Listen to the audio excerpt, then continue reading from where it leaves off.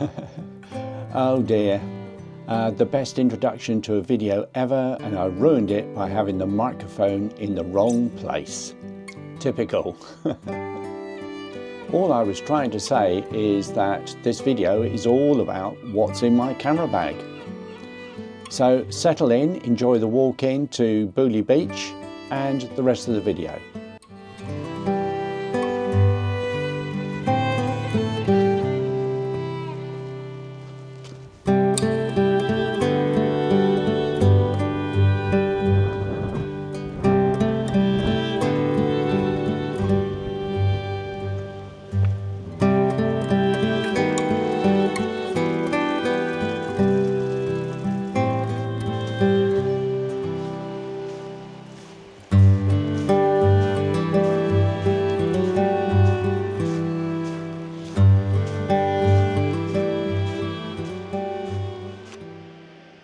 Well, good morning and welcome to Booly Beach in Cornwall. Booly Beach is so called because it used to be a place where they used to offload the boolies, which I understand was something to do with sailing ships and the ballast that they used. And in order to get into Par to pick up goods, they had to unload the boolies, the ballast, onto this beach so they could go and pick up their cargo. Equally, when they dropped off a cargo and they were heading back out to sea, they needed to pick up the boolies on this beach. I don't know if that's true, but that's the local story anyway. Okay, so we're here this morning because I thought it might be a good idea to let you guys know what I carry in my camera bag. I don't know about you, but whenever I'm out with the camera with other people, other photographers, we all carry these bags around, but I'm always keen to know, what do you carry in your bag? So I'm going to answer that question for you, if that's a question, of course, that you have. What do I carry in my bag? So as you know, I use a Lowepro sling style bag. It basically carries everything I need on a shoot. I mean, this morning I've been around Booly Beach taking photographs, and this has been very easy to carry around. So what do I have in my bag? Well, actually on my bag I have a small carbon fibre tripod which I use for close-up work. It's a neat little thing from Newer, model number, what does it say there, TP15. I use that a fair bit for close-up work. So that's that tripod. So this is where my little carbon mini tripod really comes into its own when I want to do a close-up, and I'm shooting a close-up of some mussel shells clinging to this rock with a little pool in the middle. And without that tripod, it will be a pretty tricky thing to try and shoot, particularly this close. So anyway, I'm going to take the shot and we'll see what it looks like a bit later.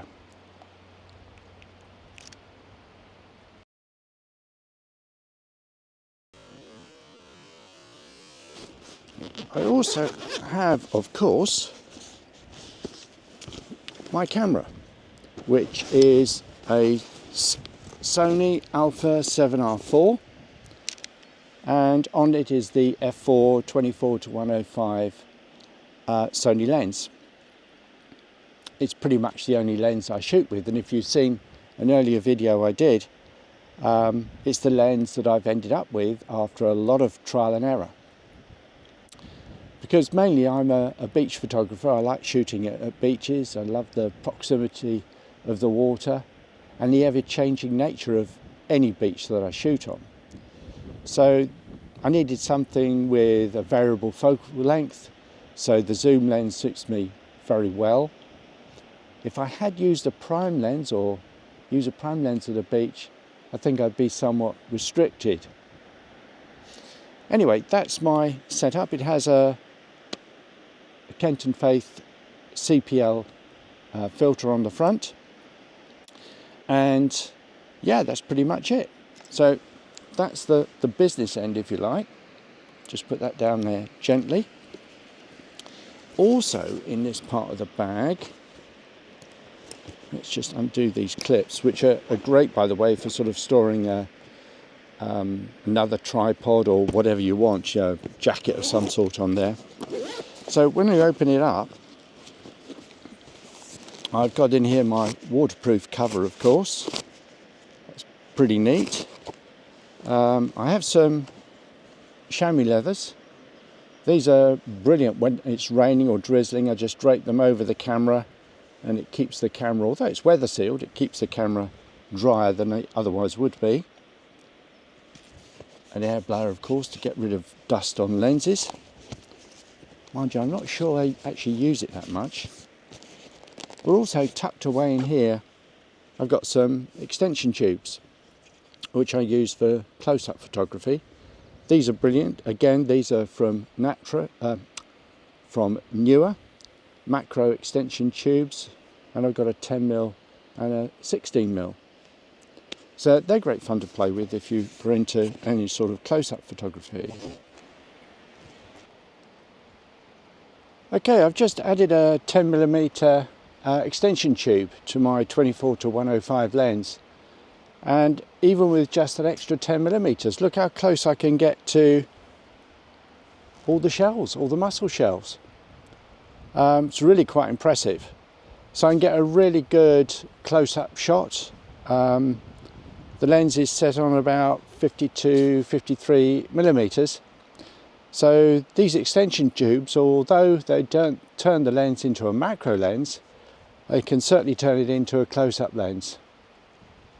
Fantastic. Right, I'm going to take this shot and we'll see what it looks like a bit later.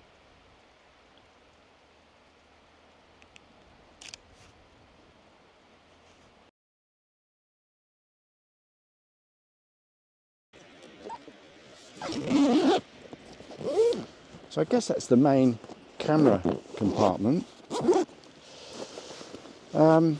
This bag also has a little zip here in which I've got my phone. So that sits nicely in there. There's also room for other bits and pieces as well. And in the top compartment, I've got my little, what I call my little bag of goodies.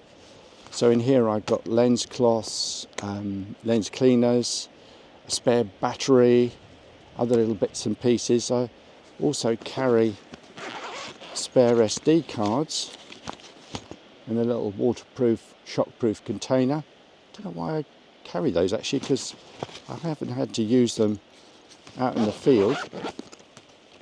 So that's a very useful little pack. I have lens cloths, I have a filter and lens brush. I'll put that back in there so it doesn't get dirty. I also carry my ND filters in a separate pack. So there they all are. Because I like doing long exposure photography as well at times. Today's not going to be that much good for it because the waves are so gentle.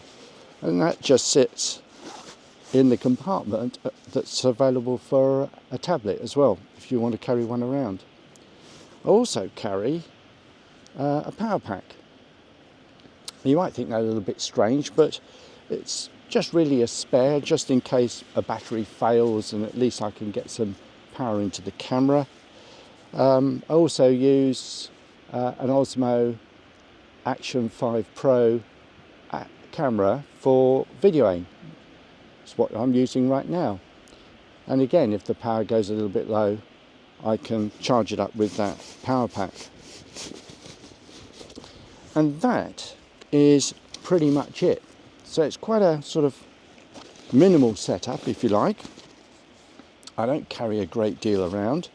You may have noticed another bag. Well, that just carries a gimbal stabilizer and all the bits and pieces I need for my videoing. and that's really nice and light, neat little pack.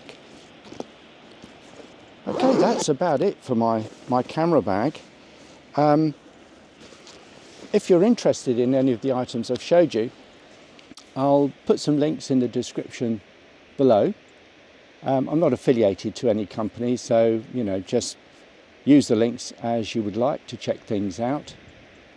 I think the extension tubes were about 25 quid, something like that, 25 pounds.